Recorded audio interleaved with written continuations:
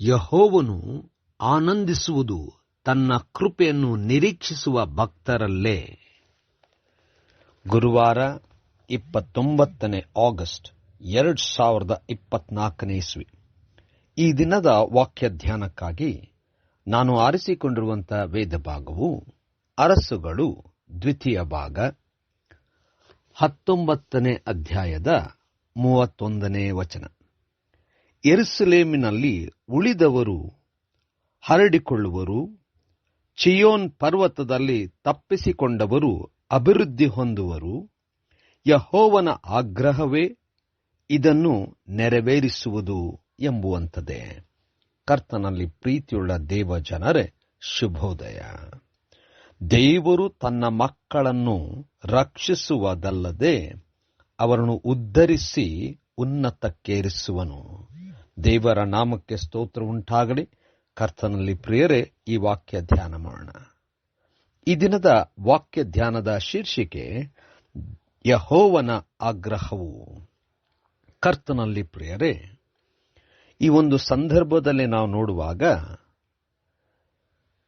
ಹಿಜ್ಕೀಯನು ಅರಸನಾಗಿರುವಂತಹ ಸಮಯದಲ್ಲಿ ಸೆನೆಹೇರೀಬನು ತನ್ನ ಶೌರ್ಯವನ್ನು, ತನ್ನ ಶಕ್ತಿಯನ್ನು, ಅಧಿಕಾರ ಬಲವನ್ನು ತೋರಿಸಿ ನಿಮ್ಮೆಲ್ಲರನ್ನು ಸೆರೆ ತೆಗೆದುಕೊಳ್ಳುತ್ತೇನೆ, ಸೋಲಿಸುತ್ತೇನೆ ಎಂಬುದಾಗಿ ತನ್ನ ಜನರ ಮೂಲಕವಾಗಿ ತಿಳಿಸಿ ಯೂದಾಯದ ಜನರಲ್ಲಿ ಭಯ ಹುಟ್ಟಿಸಿದನು.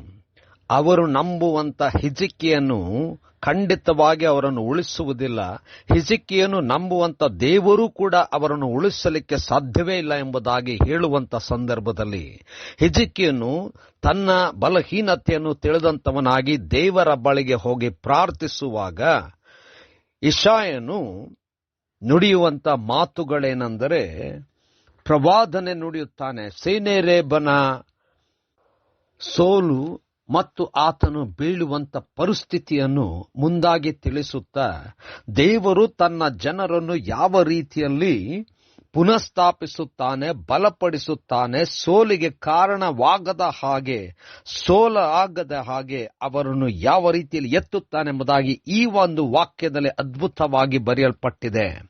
ಉಳಿದಿರ್ತಕ್ಕಂಥವರೇ ಹರಡಿಕೊಳ್ಳುವರು ಎಂಬುದಾಗಿ, ಚೀಯೋನ್ ಪರ್ವತದಲ್ಲಿ ತಪ್ಪಿಸಿಕೊಂಡವರು ಅಭಿವೃದ್ಧಿ ಹೊಂದುವರು ಎಂಬುದಾಗಿ, ಮತ್ತು ಇದನ್ನು ಮಾಡುವಂಥದ್ದು ಯೆಹೋವನ ಆಗ್ರಹವೇ.